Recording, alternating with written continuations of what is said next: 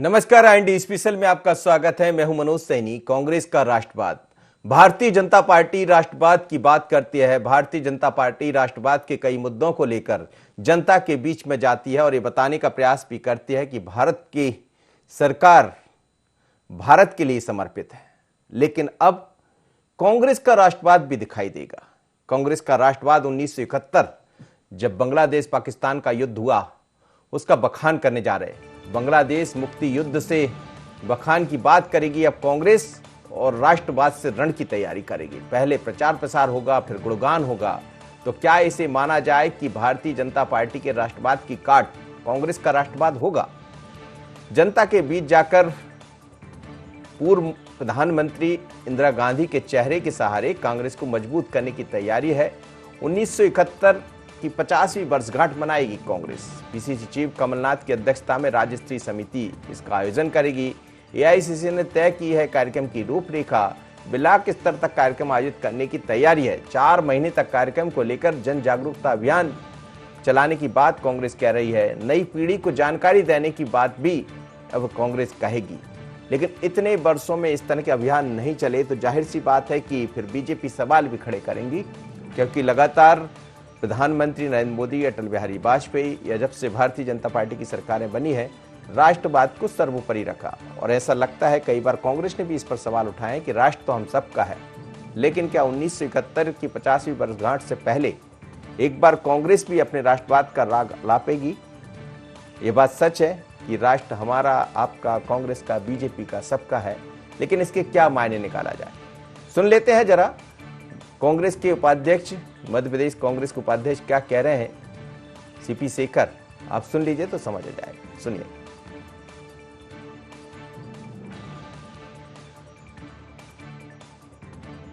Akhil Bharatiya Congress committee ने ये निर्देश दिए हैं कि समूचे देश में बांग्लादेश मुक्ति युद्ध 1971 की जो 85वीं वर्षगांठ है, इसका एक महोत्सव मनाया जाए। इस आधार पर प्रदेश कांग्रेस के अध्यक्ष माननीय कमलनाथ जी ने प्रदेश कांग्रेस कमेटी को निर्देश दिए हैं कि हम लोग इस महोत्सव को 15 अगस्त के बाद से प्रारंभ करें। वैसे देखा जाए तो बांग्लादेश मुक्ति का दिन जो है, विजय दिवस, 19 दिसंबर को पड़ता है, किंतु इस संबंध में विस्तृत रूप से आम लोगों को जानकारी देने के लिए, नागरिकों को जानकारी देने के लिए और एक बहुत ही जो युद्ध के बाद में भारत की गौरव बढ़ा है, सेना का गौरव बढ़ा है, इंदिरा जी के नेतृत्व में जो युद्ध हुआ है, उसके बारे में आम लोगों को जानकारी भी दी जाए। चलिए, तो आप कह रहे, सुन रहे थे, शेखर साहब कह रहे थे कि कमलनाथ जी ने ऐसा कहा है कि इसको हम दिसंबर तक चलाने जा रहे हैं और 29 जुलाई को पीसीसी चीफ अध्यक्षता करेंगे, उसमें और इसकी रूपरेखा तैयार हो जाएगी। लेकिन क्या इसी कांग्रेस का राष्ट्रवाद माना जाए? जैसे ये बात सामने आई है तो भारतीय जनता पार्टी ने कुछ सवाल खड़े किए, ये भी सुन लीजिएगा। सबनानी साहब क्या कह रहे हैं। कांग्रेस की सच्चाई से पूरा देश परिचित हो गया है कि कब कब जो देश विरोधी शक्तियां हैं उनके पीछे अगर किसी के हाथ निकलते हैं तो कहीं ना कहीं, हम टूल किट्स के मामले में भी हमने देखा कि सारे के सारे वो तत्व हैं जो कांग्रेस से जुड़े हुए हैं, वही ऐसी शक्तियों को हवा देते हैं जो भारत को कमज़ोर करने का काम करती हैं। अब इस तरीके का नया चोला ओढ़ करके इस तरीके से कार्यक्रम करना में मुझे लगता है कि उनको सच्चाई समझ में आ गई कि पूरा देश कांग्रेस के विरोध में खड़ा हो गया है। पूरे देश को ये सच्चाई कांग्रेस की पता चल गई, इसलिए उनको लगता है कि कुछ ना कुछ करना चाहिए। तो मुझे लगता है जनता इसको बिल्कुल सिरे से नकार देगी। चलिए, तो आप सुन रहे थे, वो कह रहे थे कि ठीक है, करना चाहिए, लेकिन जनता इसको सिरे से नकार देगी।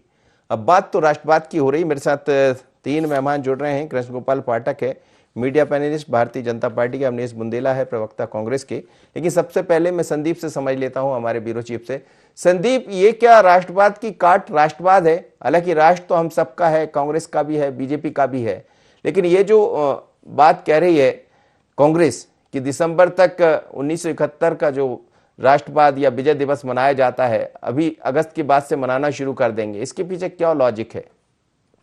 देखिए, सीधी सी बात है, अभी उपचुनाव है, फिर नगरीय निकाय चुनाव है, 2023 के चुनाव की भी आधारशिला रखनी है। अब कांग्रेस पार्टी को देर सही, लेकिन अब कहीं ना कहीं अब ये समझ में आया है कि राष्ट्रवाद की बात किए बगैर उनकी नैया पार नहीं होने वाली है। जिस तरह से भारतीय जनता पार्टी राष्ट्रवाद की हमेशा बात करती है, तरह तरह के कार्यक्रम करती है, कई तरह के आयोजन होते रहते हैं भारतीय जनता पार्टी में, बूथ स्तर तक भारतीय जनता पार्टी के कार्यकर्ता जाते भी हैं उस तरह के कार्यक्रम को लेकर के, तो उन पर कहीं ना कहीं कांग्रेस पार्टी अभी तक तंज कसती रही है।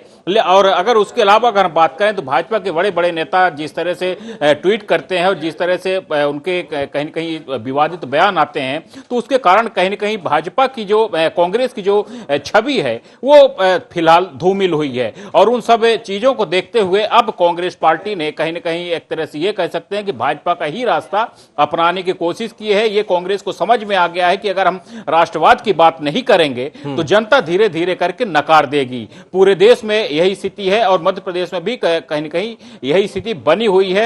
इसलिए अब इस एक बार फिर से राष्ट्रवाद के रास्ते पर कांग्रेस पार्टी लौट रही है। और जो युद्ध की बात हो रही है, बांग्लादेश की बात हो रही है, तो उसके माध्यम से जो पब्लिक तक पहुंचाने की बात हो रही, नई पीढ़ी को बताने की बात हो रही कि जागरूक किया जाएगा। यहां तक कि ब्लॉक स्तर में ये कार्यक्रम आयोजित किए जाएंगे, अगले 4 महीने तक कार्यक्रम चलेंगे। तो इसका सीधा सा मतलब यही है कि अब कहीं न कहीं जो भाजपा का रास्ता है वही रास्ता कांग्रेस पार्टी अपना रही है।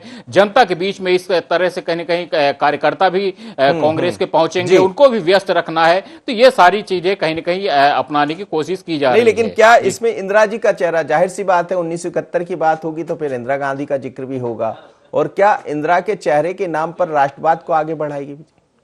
बिल्कुल है। उस वक्त मैं भी प्रेस वार्ता में मौजूद था चंद्रप्रभा शेखर जी की, जब उन्होंने तत्कालीन प्रधानमंत्री अटल बिहारी वाजपेयी का जिक्र किया था कि उन्होंने इंदिरा गांधी को दुर्गा का रूप नाम दिया था। उन्होंने कहा था कि वो दुर्गा का रूप है। यानी कि बात स्पष्ट है, कांग्रेस पार्टी यहां पर अटल बिहारी वाजपेयी का भी नाम इस्तेमाल करेगी, तत्कालीन प्रधानमंत्री इंदिरा गांधी का भी नाम इस्तेमाल करेगी, क्योंकि जो उन्होंने उल्लेख किया था और आज उन्होंने प्रेस वार्ता में भी इस बात का उल्लेख किया, तो कहीं ना कहीं ये स्पष्ट है कि भाजपा ने जो चीजें, अच्छी चीजें अगर इंदिरा गांधी को लेकर के कही, तो वो चीजें जनता के बीच में लेकर के जाने की कोशिश है। कुल मिला के ये कह सकते हैं कि जो अच्छाइयां हैं वो परोसने की कोशिश की जा रही है। कांग्रेस को साफ है, समझ में आ चुका है कि अगर हम राष्ट्रवाद की बात करेंगे, इंदिरा गांधी की बात करेंगे, तो वो उससे कहीं ना कहीं लोगों का जुड़ाव होगा, लोग एक बार फिर से कांग्रेस पार्टी की ओर उनका रुझान होगा और एक बार फिर से कांग्रेस को मजबूत किया जा सकता है। चलिए संदीप, बहुत धन्यवाद, आप मेरे साथ जुड़े। लेकिन अवनीश बुंदेला जी, कृष्ण गोपाल पाठक, राघवेंद्र सिंह सर भी मेरे साथ रहेंगे, वरिष्ठ पत्रकार। अवनीश जी, ये जो आप कार्यक्रम की शुरुआत करने जा रहे हैं, अभियान की शुरुआत करने जा रहे हैं 15 अगस्त के बाद से, देर आए दुरुस्त आए या हुजूर आते आते बहुत देर कर दी? हालांकि विजय दिवस तो हमेशा मनाया जाता रहा, लेकिन क्या आशय निकालें इसका? देखिए मनोज जी, इसमें कुछ आशय नहीं निकालना चाहिए जी। 50वीं वर्षगांठ इसके पहले तो कभी हुई नहीं कि आप 50वीं वर्षगांठ 2 साल पहले तो मना नहीं सकते थे। जब 50वीं वर्षगांठ है, हम विशेष तौर से 25वीं, 50वीं, 100वीं, 75वीं विशेष तौर से मनाते हैं, आपको ये तो जानकारी होगी।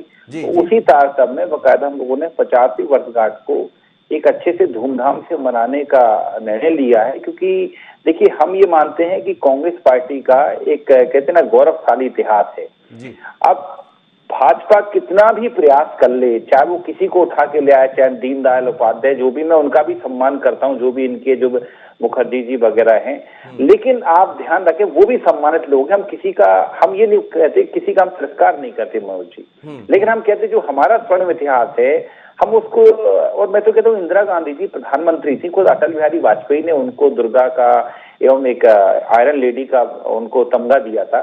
तो देखिए इसको इस हिसाब से नहीं देखा जाना चाहिए कि इंदिरा गांधी एक कांग्रेस की प्रधानमंत्री। आपको ये देखा जाना चाहिए कि उन्होंने पाकिस्तान के 2 फाड़ किए थे, इस तरह की महिला थी, और एक बहुत बड़ा युद्ध लड़ा गया था, क्योंकि जब उनको पता पड़ा कि पाकिस्तान एक हमला करने वाला है तो बड़ी रणनीति से उन्होंने युद्ध की तैयारी की, क्योंकि हम 65 और 60 के बीच, मतलब 65 और 68 में भी हम 2 युद्ध झेल चुके थे, तो उसमें भारत की स्थिति वैसी नहीं थी। तो उसकी जिस तरह से युद्ध की तैयारी की गई थी बकायदा इंदिरा गांधी, ऐसा पहली बार शायद भारत ने एक युद्ध लड़ा कि हमने पहले, मतलब हमारे सरकार ने बांग्लादेश में बकायदे एक आंदोलन को खड़ा किया, वहां अपने कुछ लोगों को तैयार किया, इस तरह की तैयारी होती।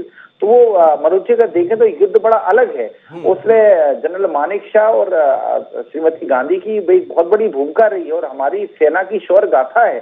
सेना ने जिस वीरता से युद्ध लड़ा, जिस वीरता से हमने युद्ध को जीता है, तो मुझे लगता है उसकी 50वीं वर्षगांठ है मनोज जी, उसको मनाने में कोई बुराई नहीं होना चाहिए। बिल्कुल नहीं, बुराई क्यों होना चाहिए? हमने तो कहा राष्ट्रवाद, राष्ट्र, हिंदुस्तान हम सबका है, आपका भी है, हमारा भी है, हम सब हिंदुस्तान के लोग हैं, तो मनाने में कोई वो नहीं है। लेकिन खैर ठीक है, मैं केजी पाठक साहब से बात कर लेता हूं, फिर आपसे मेरा सवाल रहेगा। केजी पाठक जी, अब कांग्रेस भी 1971 का युद्ध याद कर रही है, मुक्ति दिवस जो हम देखते हैं लगातार मनाते रहे हैं हालांकि, लेकिन सवाल यही है कि इस बार एक बड़ा अभियान, चूंकि 50 साल पूरे हो रहे हैं, अब कांग्रेस भी इस तरफ जा रही है, क्या कहेंगे?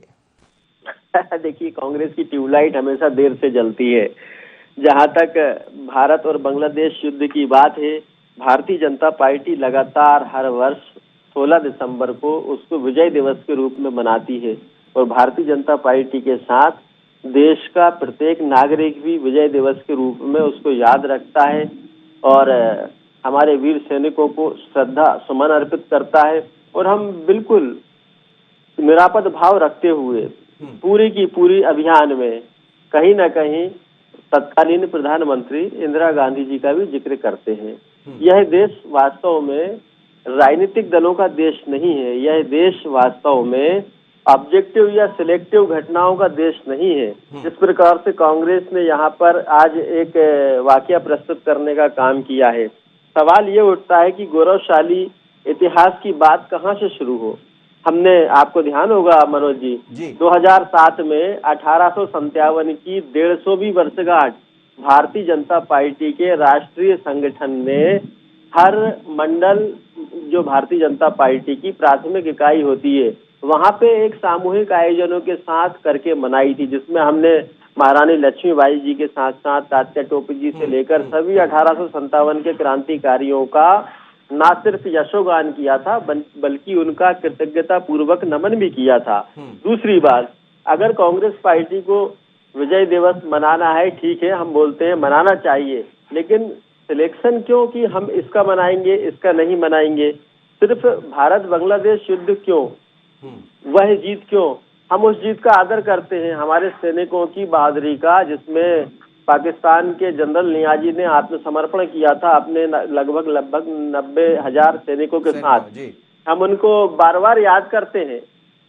उस समय की तत्कालीन प्रधानमंत्री को भी हम बार बार याद करते हैं कि उनके नेतृत्व में देश लड़ा। लेकिन यहाँ पर भारतीय जनता पार्टी जब इतना बड़ा मन रखती है, तो कांग्रेस इतनी संकुचित क्यों हो जाती है कि अभियान को सिर्फ राजनीतिक दल या सरकार तक रखना चाहती है? कांग्रेस पार्टी को तो चाहिए हर विजय उत्सव का समारोह पूर्वक सम्मान करे, अपने बलिदानियों को उनमें याद करे। अभी कारगिल विजय स्मृति दिवस 2 दिन पहले 26 जुलाई को निकल गया, कांग्रेस पार्टी कहाँ थी? और फिर हमारे देश की गौरवशाली बहुत सारी ऐसी घटनाएं जिनमें हमने विदेशी आक्रमणकारियों को पराजित करने का काम किया। कांग्रेस पार्टी जब शिवाजी ने शाइस्ता खां को, जो औरंगजेब का साला था, उसकी उंगलियां काटकर भगाया था रात के अंधेरे में, और अफजल खां का वध किया था, वह विजय दिवस के रूप में क्यों नहीं मनाती? हम तो विजय दिवस उसको भी मनाते हैं जब एक धोखेबाज मोहम्मद गोरी को पृथ्वीराज चौहान ने 4 बार 24 गज कर एक बाण मारा था, और शब्दभेदी बाण मारा था, और मोहम्मद गोरी मर गया था। उसी के देश में जाकर हम तो विजय दिवस उस घटना को भी मनाते हैं जब इस तरह की घटनाएं पूरे देश में घटी, चाहे महाराणा प्रताप ने अकबर की सेना को पराजित किया हो, चाहे बप्पा रावल ने मुगल सेनाओं को पराजित किया हो। यह सब हमारे वीरतापूर्ण इतिहास की धरोहरें, कहानियां हैं जो हमें आने वाली पीढ़ियों को बचाना चाहे। आपको क्या लग रहा है, क्या बीजेपी की तर्ज पर कांग्रेस आगे बढ़ रही?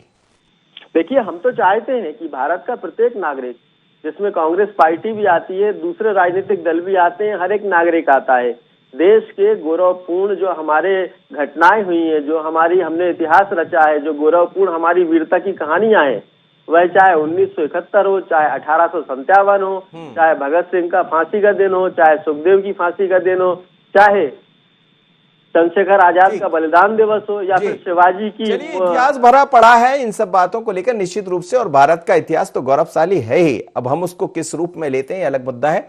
मेरे साथ राघवेंद्र जी जुड़े हैं, वरिष्ठ पत्रकार हैं। सर, कांग्रेस भी अब 50वीं वर्षगांठ मनाने जा रही है, मुक्ति युद्ध। सवाल यही है, क्या कांग्रेस इसमें कुछ और देख रही है, या ये माना जाए कि स्वागत तो सभी करेंगे, विजय दिवस तो आप और हम सब मानते हैं, मनाते हैं, पर इसको किस रूप में देखा जाए?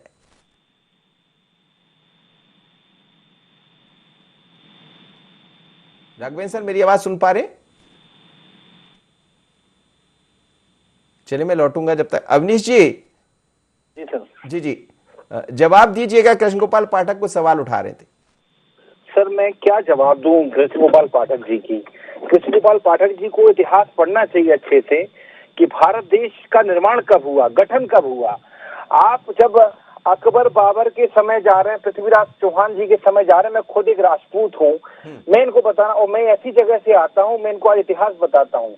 मर्जर एग्रीमेंट सबसे पहले जब आया तो उस पर साइन करने वाली जो सबसे पहली रियासत थी वो टीकमगढ़ रियासत थी, पता करें, नहीं तो ये भारत देश था कहाँ। 565 रियासतों में बटा हुआ एक देश था। इसको आप कैसे देश, क्योंकि हर राजा अपने आप को देश का प्रधानमंत्री, अपने आप को देश का राजा मानता था। अब ये कह रहे हैं, देखिए साहब, अवनीश जी मैं आपको इंटरप्ट कर रहा हूं, मैं आपसे पूरी प्रतिक्रिया लूंगा, लेकिन मैं राघवेंद्र सर से एक प्रतिक्रिया ले लेता हूं। राघवेंद्र सर, आप सुन रहे थे क्या बीजेपी और कांग्रेस को? सुन पाए थे आप? फोन डिस्कनेक्ट हो गया था मेरा। जी, लेकिन आप सुन पाए थे कुछ? ना जी, मेरा आपसे यही कहना है कि अब कांग्रेस का राष्ट्रवाद भी है। हालांकि कांग्रेस का इतिहास तो राष्ट्रवाद से भरा पड़ा है, पर सवाल यही है कि 1971 3 दिसंबर से 16 दिसंबर तक की जो लड़ाई लड़ी थी, अब उसको कांग्रेस एक अलग तरह से मनाने की तैयारी में है, और फिर यह भी कहा जा रहा है कि घर घर पहुंचेंगे, एक अभियान चलाएंगे। बात अच्छी है, पर इसको क्या राजनीतिक चश्मे से देखा जा सकता है? देखिए, चश्मा तो राजनीति का ही होगा जी, इसके अलावा कोई और किसी चश्मे से हम देख नहीं सकते, क्योंकि दल राजनीति वाला है। चाहे वो बीजेपी या कांग्रेस कोई भी कदम उठाते हैं तो वो समाज सेवा के लिए नहीं करते हैं, वो सत्ता पाने के लिए करते हैं। और यहाँ भी अगर कोई बात होगी तो मुझे लगता है कि वो घटते जनाधार को पकड़ने की कोशिश में है। लेकिन मेरा ये मानना है कि कांग्रेस देर से सही कम से कम उस तरफ आई जब जो देश की जनता चाहती है। मैं ये नहीं कहूँगा कि बहुसंख्यक और अल्पसंख्यक वोट पाने के लिए सारी पार्टियां काम करती हैं। जी, कांग्रेस से गलती हो रही थी कि वो बहुसंख्यक के वोट को अनदेखी कर रही थी। और जो आपने कहा कि वो 1971 के मामले को लेकर घर घर जाएगी और राष्ट्रवाद की बात करेगी, तो मुझे लगता है कि कांग्रेस भले ही भाजपा के दबाव में इस रास्ते पर आ रही है, लेकिन वो वोट की तरफ जा रही है। वोट पाने की तरफ उससे लग गया कि अल्पसंख्यक जो वोट है वो बढ़ गया है। बसपा में, सपा में, आरजेडी में, बीजेडी में, कई तरह के दलों में बढ़ गया है। तो जाहिर है कि उनको लगा कि अब बहुसंख्यक दल पर के वोटर पर ही दौरे डालने पड़ेंगे, और बीजेपी कांग्रेस से सहित सारी पार्टियां यही करती है। तो ये आप मान लीजिए कि ये जो राष्ट्रवाद है ये सत्ता पाने का वाद है, और हम इसे इसी चश्मे से हमें देखना चाहिए। और कांग्रेस अगर इधर आ रही तो मुझे लगता है कि डायरेक्शन ठीक है। अब सफलता कितनी मिलती है नहीं कह सकते, लेकिन रास्ता उन्होंने ठीक चुना है। क्योंकि हम सबको याद है कि पिछले चुनाव में राहुल गांधी जी जनेऊ डाल के घूम रहे थे, तो कोई दिक्कत नहीं। अगर हम मजार पर जाकर वोट पाना चाहते हैं तो जनेऊ डालकर भी वोट मिल सकते हैं। अगर मिल सकते तो करना चाहिए। वोट पाने के हर उस काम को करना चाहिए जो उनको वोट दिला सकता है। तो ये भी उसी का हिस्सा है मनोज जी। जी अवनीश जी, अपनी बात पूरी कीजिएगा, और आपने सुन भी लिया होगा, उसका जवाब भी दीजिए। देखिए मनोज जी, मैं वही कह रहा था, केजी भाई को मैं सुन रहा था। ऐसा क्यों होता है कि भाजपा हर क्रियान्वित चीज को, हर क्रियान्वित बात को हमेशा एक सांप्रदायिक रंग देने का प्रयास करती है। आप ले दे के वहीं आ गए कि औरंगजेब ने उनकी उंगली काटी। अरे साहब, आदिकाल में ऐसे युद्धों से भरा पड़ा है इतिहास। आप उसको हिंदू मुस्लिम के चश्मे से कैसे देख सकते हैं? आप मुझे बताएं, अगर औरंगजेब हो, चाहे अकबर हो, चाहे बाबर हो, चाहे हुमायूं हो, अगर वो युद्ध लड़ते समय किसकी उंगलियां काटते, किसकी गर्दन काटते हैं, ये कभी ये भी बताया करो कि अकबर की तरफ से महाराणा प्रताप से लड़ने वाला जो सेनापति था वो राजा मान सिंह थे। उन्होंने सबसे ज्यादा इनसे महाराणा प्रताप से लड़ाई लड़ी थी। उन्होंने महाराणा प्रताप को सबसे परिचय, ये बात नहीं बताएंगे। हमेशा इस तरह की बात बताएंगे जिससे कि आज जैसे एक अच्छा क्रियान्वित काम हम कर रहे हैं, 50वीं वर्षगांठ बना रहे हैं, भाजपा के पेट में दर्द हो रहा है। अरे साहब, मैं फिर अपनी वही बात पर आऊंगा मनोज जी कि सन 47 के पहले भारत देश था कहाँ? भारत देश तो 565 रियासतों में बटा हुआ एक द्वीप था। पंडित जवाहरलाल नेहरू, सरदार वल्लभ भाई पटेल ने मर्जर एग्रीमेंट लेकर आए, सबसे पहले मर्जर एग्रीमेंट पर साइन करने वाला जो देश, जो राज्य था, वो मेरा टीकमगढ़ राज्य था, जहाँ का मैं निवासी हूँ। वहाँ के राजा महाराजा वीर सिंह बुंदेला ने सबसे पहले उस मर्जर एग्रीमेंट पर साइन किए थे। उसका कारण मैं आज बताऊं आपको कि सिर्फ 7 रियासतों की संपत्ति कुर्क नहीं की गई है, लेकिन फर्क मनोज जी इतना है कि जो एक रियासत टीकमगढ़ में है उसकी संपत्ति इसलिए छोड़ी थी सरकार ने क्योंकि अवार्ड के स्वरूप, इनाम के स्वरूप, बाकी 6 जो रियासतें थी जिसमें ग्वालियर है, जूनागढ़ है, निजाम हैदराबाद है और भी 3 है, उन्होंने दबाव डाल के अपनी संपत्ति बचाई थी, कश्मीर भी है उसमें। तो आप इसको इस तरह से चश्मे से अगर देखेंगे सांप्रदायिकता के, तो मनोज जी कभी क्रियान्वित बात नहीं हो पाएगी। ये आप केजी भाई इतनी अच्छी ने स्टार्टिंग में बात की। अवनी जी मेरा एक सवाल है, साधारण सा सवाल है, मेरा कोई शिकायत नहीं है, लेकिन ये जो आप कर रहे हैं 50वीं वर्षगांठ, मैंने फिर कहा कि हम सबको मनाना ही चाहिए क्योंकि हमारे सैनिकों ने उसमें जो आहुति दी है या जिस तरह से हमारे सैनिकों ने लोहा मनवाया उस युद्ध के दौरान, पर ये अब समझाइश देने की बात आ रही कि राज्य स्तर पर कार्यक्रम होंगे, घर घर जाएंगे, तो इतना समय क्यों लगा? घर घर पहुंचना चाहिए था, कोई किसी ने रोका तो था नहीं, सरकारें आपकी भी रही है। नहीं, मैं वही कह रहा हूँ मनोज जी कि 50वीं वर्षगांठ तो इस साल है ना साहब, पहले थोड़ी थी। हमने निर्णय लिया है कि हम 50वीं जो उसकी वर्षगांठ है वो अच्छे से मनाएंगे। पिछली साल मनाते 49वीं होती। मनोज जी एक राजनीति से सर बात करना चाहूंगा, केजी भाई आप भी सुने और मेरा निवेदन है पत्रकार महोदय वो भी सुने। एक बहुत अच्छी बात बताऊंगा इस विषय में, चूंकि मेरा इसमें काफी अध्ययन है। मध्य प्रदेश का इसमें एक बहुत बड़ा सहयोग है केजी भाई, इसमें बहुत बड़ा सहयोग है मध्य प्रदेश का। ये जो युद्ध हुआ था, जो 90,000 सैनिक जो बंदी, पता आपको? आप मनोज जी आप भी इसको नोट करें कि ढाका जो समझौता हुआ, मालूम आपको कहाँ हुआ है? हमारे सागर जिले के गांव ढाना में हुआ है, जहां हमारा आर्मी का बेस कैंप है। तो ये बड़ा आईएएस और पीएससी का क्वेश्चन है कि ढाका और ढाना में क्या सिमिलरिटी है। एक्चुअल में ढाका समझौता जो हुआ है हमारे सागर के ढाना जिले, ढाना गाँव में हुआ है, जब वहां, क्योंकि जो सैनिक थे उसमें 60,000 सैनिक जनरल नियाजी के साथ बकायदा बंदी थे। और आज भी सागर में जाकर देखें तो जनरल नियाजी की जो तोप थी आज भी वहां पर रखी हुई है। तो साहब ये तो एक बड़ी अच्छी बात है, गौरवशाली इतिहास है देश का, हमारी सेना का, कांग्रेस पार्टी का उसमें सहयोग रहा है मनोज जी, तो हम उसको सेलिब्रेट करने जा रहे हैं। मेरा निवेदन है कृपया इसको राजनीति से ना जोड़ा जाए, बस मेरा इतना निवेदन है। केजी पाठक जी राजनीति से मत जोड़िए और आप भी साथ आ जाइए। देखिए मनोज जी, मेरा भी तो वही प्रश्न है कि देश के गौरवपूर्ण घटनाओं पर या जो भी हमारे गौरवशाली क्षण रहे हैं उन पर हम ऑब्जेक्टिव रूप क्यों रखते हैं, या मैं कहना चाहूंगा कि हम सिलेक्शन क्यों करते हैं कि इस घटना पर हम मनाएंगे, इस पर नहीं मनाएंगे। अभी 26 जुलाई को ही कारगिल विजय स्मृति दिवस निकला है।